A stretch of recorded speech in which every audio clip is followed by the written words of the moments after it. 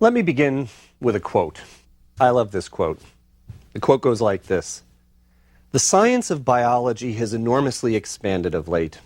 Our realization of the nature of life, our knowledge of its processes has been changed, deepened, and intensified. A great and growing volume of fact as it goes on, growing volume of fact about life as it goes on about us and within us becomes available for practical application. But this new material is still imperfectly accessible to ordinary busy people." The quote goes on, "It's embodied in scientific publications, in a multitude of books. It's expressed in technical terms that have still to be translated into ordinary language. It's mixed up with masses of controversial matter and with unsound and pretentious publications." Finally, the quote ends, "In the care of his health and the conduct of his life, the ordinary man draws far less confidently upon the resources of biology than he might do. He is unavoidably ignorant of much that is established and reasonably suspicious of much that he hears." I think that statement describes well the situation we now face here at the beginning of the 21st century. But in fact, those words were written close to 75 years ago, in the early part of the 20th century, by the famous novelist and intellectual H.G. Wells. The quote is taken from the introduction to a remarkable book, published in 1929, that Wells wrote in collaboration with the renowned biologist Julian Huxley and his own son, G.P. Wells, a book he called The Science of Life. A decade earlier, Wells had published another monumental tome, this one titled The Outline of History, a book in which he summarized the entire history of Earth, beginning with what was known at the time about the origin of the solar system, continuing through geological history, and then through all of human history up to the Great War, World War I, which Wells saw as a culminating event in the social evolution of humankind. Now, Wells saw his project, The Science of Life, as actually being even more difficult. As with his outline of history, Wells intended The Science of Life to be read by, following his quote, ordinary busy people, professionals, leaders in government or industry, or just curious educated people looking to better understand the nature of the living world around them and how it impacted their lives. Wells's motivation was simple. He saw that the social, economic, and political significance of biology was expanding at an astounding rate, and he felt it was imperative to educate non-specialists about fundamental issues in biology and how they impact our daily lives as consumers, as citizens, and as decision makers. At the same time, Wells saw that the rapid advance of knowledge in biology, with increasing specialization, the development of ever more obscure technical jargon, the sheer volume of material, made it increasingly difficult, if not impossible, for ordinary busy people to get some big picture overview of what the basic picture issues are and what's at stake with those issues. Well, it's almost 75 years later, and we find ourselves in much the same position as Wells described in 1929. Our knowledge of biology has exploded in recent years, and it continues to expand exponentially. And this knowledge plays an increasingly vital role in our everyday lives. My goal for this course is to provide you with a conceptual framework for understanding biology, much the same way that Wells attempted to provide a framework with his book, The Science of Life. As you might guess, it's Wells's book that inspires the name of this course, although, of course, we'll take a very different perspective 75 years later from what Wells did. So, where do we begin? Where do we begin to try to pull all of this together? Well, like Wells, what I want to do is to begin at the very beginning, with the origin of life. My reason for starting with the origin of life, starting the course with this, is that the question of how life arose is a useful way to begin to define what life is. And in so doing, it's also a useful way to introduce how we're going to move through this material in the course. Now, it is possible to define life by giving a list of life's characteristics. This is often done in textbooks. For example, we might include on that list that living things are characterized by a high degree of orderliness, or that living things grow, or that living things require energy for their existence. Living things move. Living things reproduce themselves.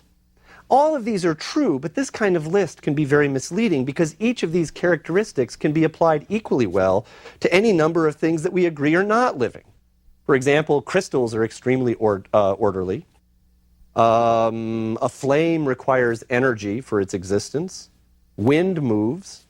Oil droplets, in fact, can reproduce themselves in a sense if they grow too large and split apart. Trying to develop a list of the characteristics of living things also tends us to get bogged down in particulars, and this isn't what I want to do in this course. So instead, what I want to do is to ask more generally, what are the major issues that we need to explore in order to understand biology in its broadest terms? What are the themes around which we can organize our thinking about biology and provide a framework that will allow us to hang information together so that we can synthesize and understand it? So let's begin this course not with a list of what characterizes life, but instead by asking where life came from. We'll start this story in today's lecture. We'll continue it in the next lecture. But we're going to step back at the end of this lecture and take a look on the basis of this as to how this whole course will be organized. Okay, let's begin at the beginning. Physicists tell us that the universe, as we know it, began somewhere between 10 and 20 billion years ago. Let's say about 15 billion years ago, for the sake of argument, at a moment in time they call the Big Bang.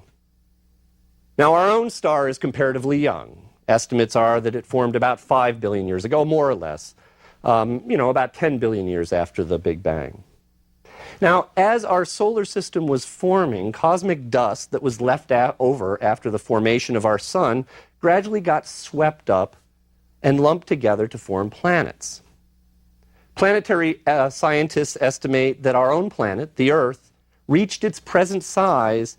That is, most of this material had been gathered together at about 4.6 billion years ago.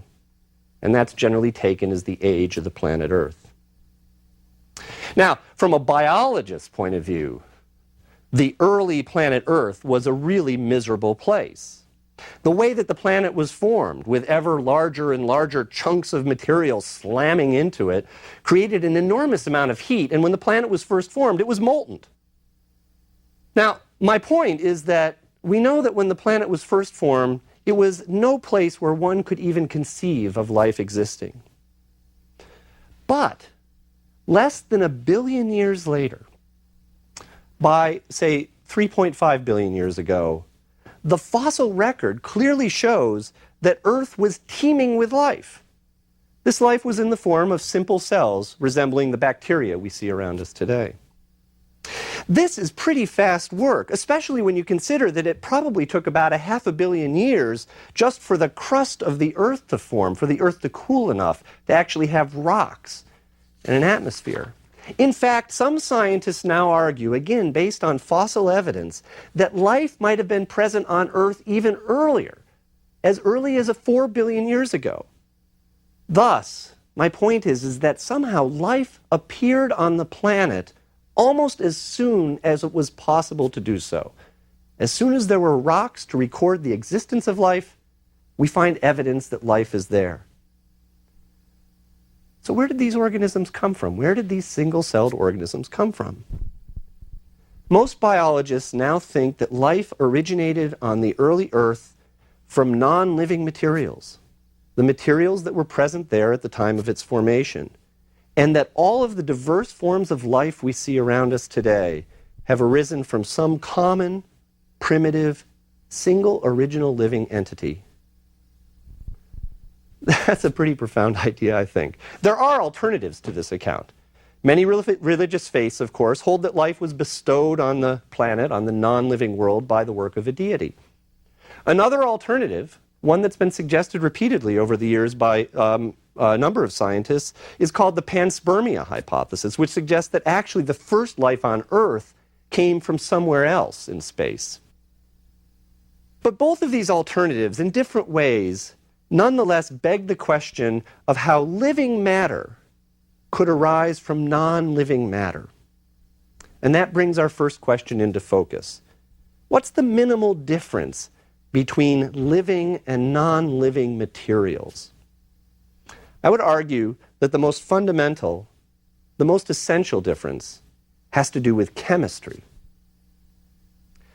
Living things all have in common the fact that they are made of a particular class of chemical compounds.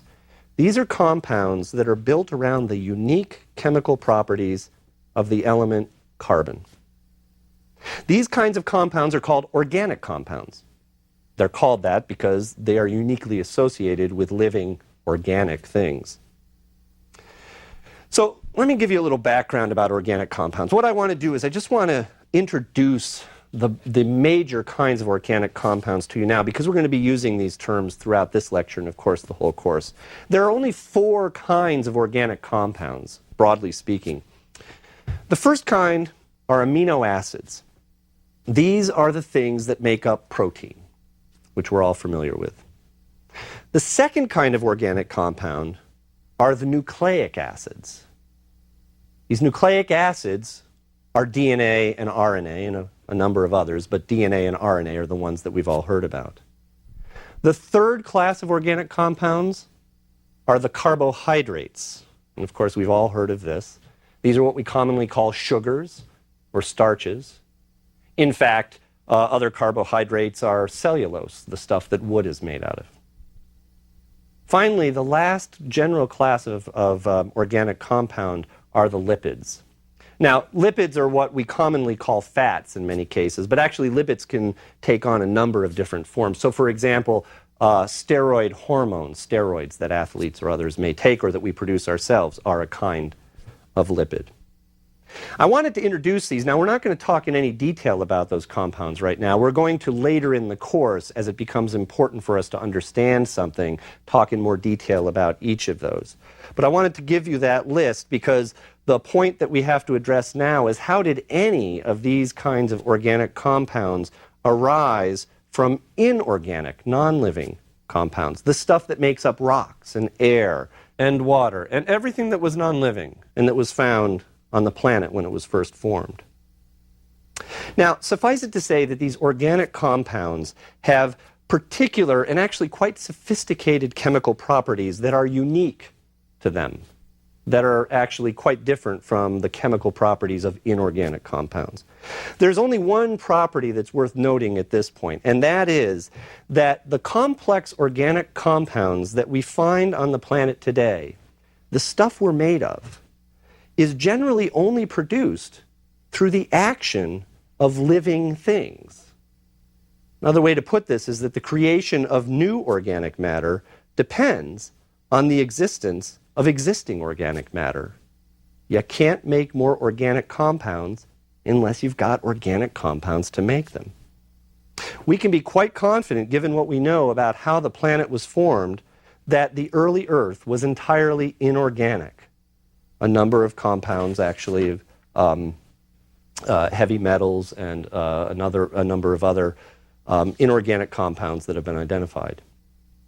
So the first question we have to ask about the origin of life is, where did the organic compounds that life depends on, where is the stuff that life is made of, come from, if in fact there was nothing to make it on the early Earth? This leads us to a pivotal experiment, actually the first important experiment that got people interested in this question of the origin of life seriously. It was done in 1953 by Stanley Miller, who was at the time a graduate student at the University of Chicago. For decades, scientists had speculated whether the complex organic compounds characteristic of living things could have somehow been generated spontaneously on the early Earth. Now, it's important to realize that spontaneous generation of organic compounds can't happen today. And by and large, this is because organic compounds are too fragile. I mean, you can imagine a complex compound, something that's made of a number of different elements, given enough time, given chance, might just come together. But if it did, it would immediately be taken apart. And this is because today, our planet is just filled with the element oxygen. And oxygen breaks down organic compounds. Oxygen, so-called, oxidizes organic compounds. All that means is that oxygen pulls electrons out of organic compounds and turns them into inorganic compounds. So how could we even get the formation of any kind of organic chemistry if, as soon as anything even began to arise by chance, it was just immediately taken apart?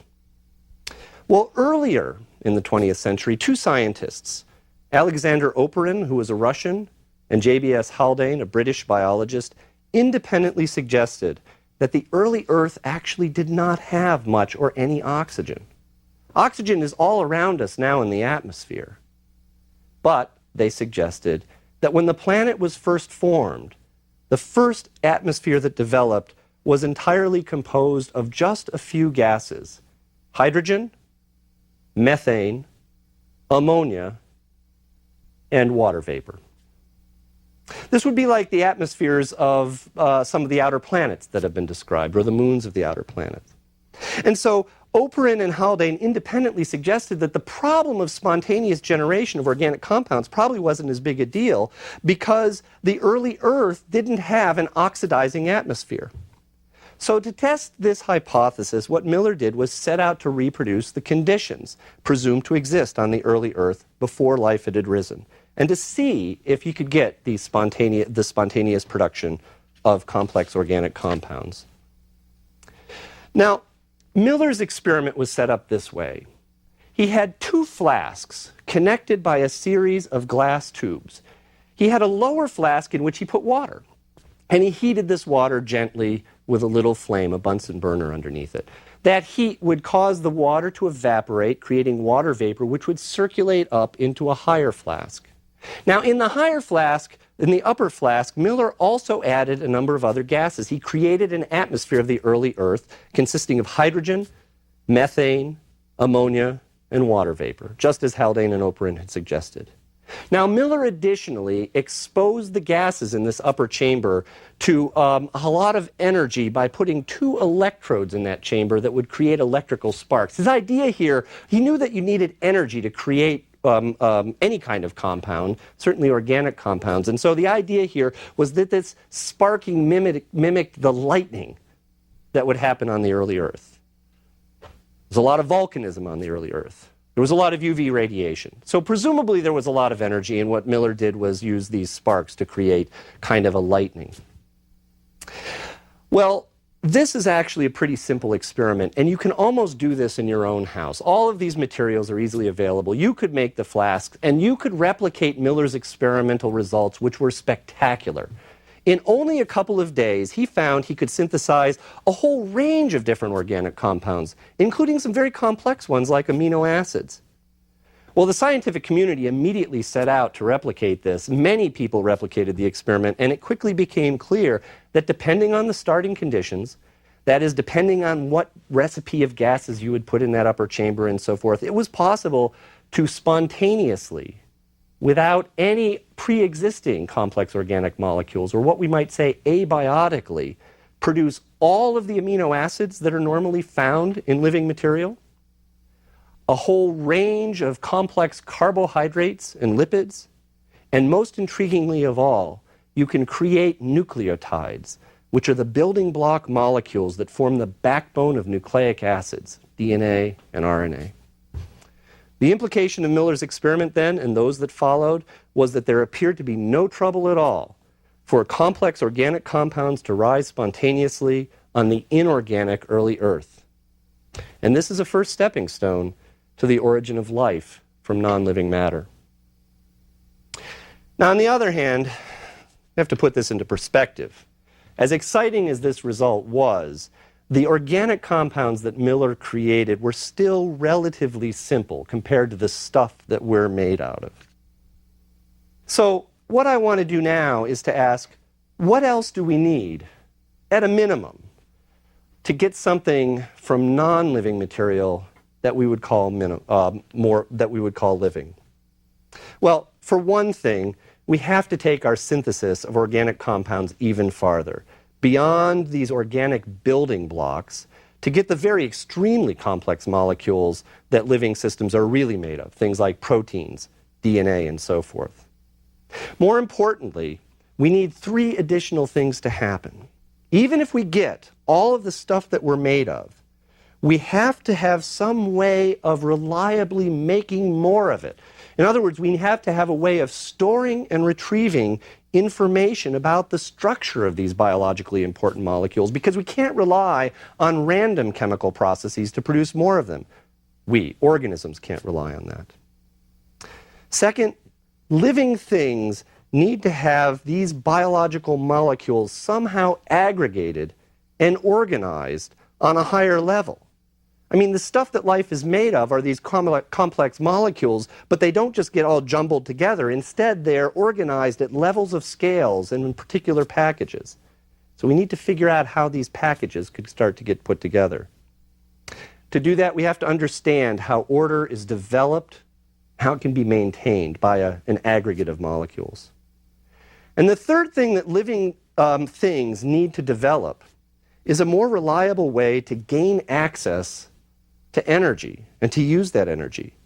As I told you, the synthesis of these complex molecules depends on a lot of energy. Miller used electrical discharges in his experiment to get that energy.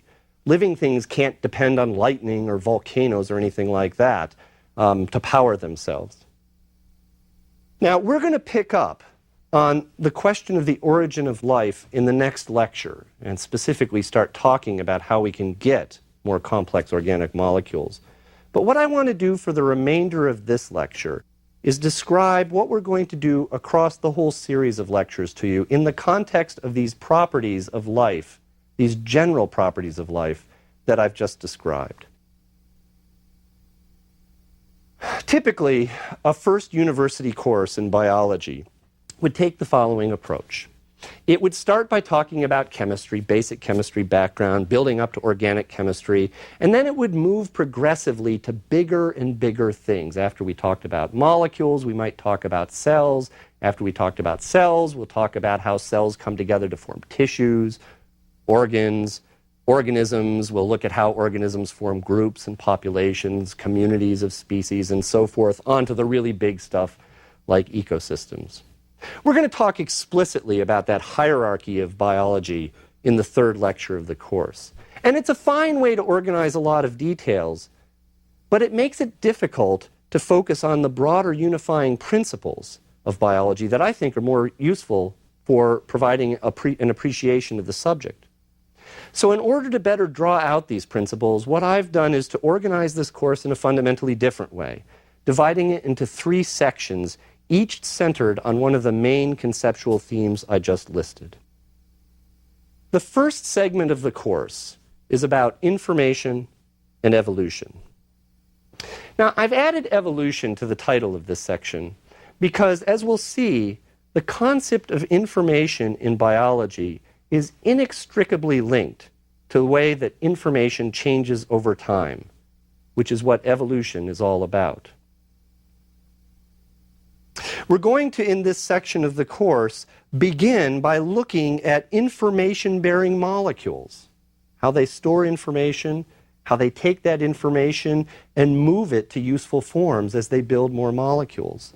We're going to then see how that information can be transmitted to other organisms across generations through reproduction. And we're going to look at the consequence for the way that it's transmitted across generations, for how that information changes through time, which leads to evolution. And we're going to look at the consequence of evolution for how organisms have been transformed over the entire history of life and led to the diversity that we see around us today. Now, in the second segment of the course, which I've called Development and Homeostasis, we'll look at the issue of how the complex organization of living things comes into being, and how this organization is maintained in the face of what are really considerable external and internal challenges to holding it all together. We'll begin this section of the course again by going back down to the level of the smallest things, back to the level of molecules, and we're going to ask, how do we control the way that those molecules might build more molecules? That's going to lead us to the question of how we build an organism. How do we go from a single cell, say a fertilized egg, to a huge, multicellular, complicated organism like ourselves? We're not going to talk about the details of how we get from there to here, but we're going to talk about the principles which are required to allow us or any other organism to do so. That part of the course is also going to take us into an area that biologists would commonly call physiology. Once we've got a complex organism like ourselves with all of these different parts, those parts have to somehow talk to each other. They have to know how to work together. They have to send information between each other so that they can sort of get things working in the right way. They have to be able to respond to the outside. They have to be able to take on challenges like parasites that might want to come in and use us for their food source. And that brings us to the third segment of the course, which I've called energy and resources. This is where we're going to ask, where is all of the energy that is needed to make living systems work coming from? More importantly, not where it's coming from. I'll actually tell you where it's coming from. It's all coming from the sun, ultimately. But how do living systems capture that energy? How do they store it? How do they control its use? Again here, we're going to start at the level of the smallest things. We're going to start with molecules that are responsible for capturing energy from sunlight, molecules that are responsible for converting that energy into a storable form, molecules that are responsible for taking that energy and packaging it in particular ways that real organisms can use. We can't just light a fire to get energy if you're a living thing. You have to control the use of this energy very carefully, and we're going to look at how that's done on the molecular level. Now, the interesting thing about energy and other stuff we're made of, I mean, we're not just made of energy. We have to get a bunch of other things to provide the building blocks that we're made of. The interesting thing about energy and resources is that the way that they're used by organisms ultimately determines the highest levels of biological organization. It determines, for example, how many individuals of a particular kind of organism can live together in one place. That brings us to population biology. It determines how different kinds of organisms interact, an area that we call community ecology. Most organisms would like to eat other organisms. And that leads then to the way that biological systems are structured on the higher levels, above the level of the organism, in populations, communities, and ultimately, as we'll see, in ecosystems, where these organisms of all sorts of different types have to interact together and somehow interact with the available resources on the planet. And that distributes them in particular ways. So finally, at the very end of the course, what I'm going to try to do is to summarize all of this information and take a look, at the very end, at where life might be going. You just have to look around about us now and see that there are a lot of interesting challenges. This is what Wells was talking about when he said that biology is having such an impact. And he only could have imagined the impact that it's having now. We can take organisms and modify them and make them be what we want. We can create new organisms de novo. We can use those organisms to modify the way the rest of the planet is working. All of this is fine if we understand what we're doing. But sometimes we might get it wrong, or sometimes it might get a little out of control. Some of the things that we are doing ourselves as organisms, that we are doing ourselves as the dominant species on this planet, are changing the planet in ways that we're not fully understanding yet. And so I want to end by taking this view of where we've been and projecting it onto where we think life might be going into the future. And that's how the course will end.